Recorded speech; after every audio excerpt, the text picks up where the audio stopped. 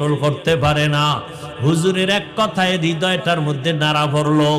যুবক দৌড়াইয়া আবার আল্লাহর ওলির কাছে গেল, যাইয়া হাত ধইরা কয়, হুজুর আমি বুঝতে পেরেছি আমার এই সুন্দর চেহারাটা আমি জাহান্নামের আগুনে জ্বালাইতে চাই না। আর জাহান্নামের আগুন অনেক পরের কথা, দুনিয়াতেই তো মরিয়া গেলাম গো, ধর্মে আগুন দিয়া জ্বালায় দেয়, আমি এই আগুনে জ্বলতে চাই না। হুজুর আমারে তওবা করায় দেন, আমি মদিনাওয়ালা নবীর আদর্শ নিয়ে চলতে চাই, হুজুর আমাকে কালেমা পড়ায় দেন। ও আল্লাহর বান্দারা, ও যুবক, তোমাদের এই উত্তরবঙ্গ এলাকার একটা ঘটনা, তাজা ঘটনা, এলাকার নাম বলবো না, শুধু ঘটনাটা বলা আমার উদ্দেশ্য। না জানি আল্লাহ কারে হেদায়েত দেয়,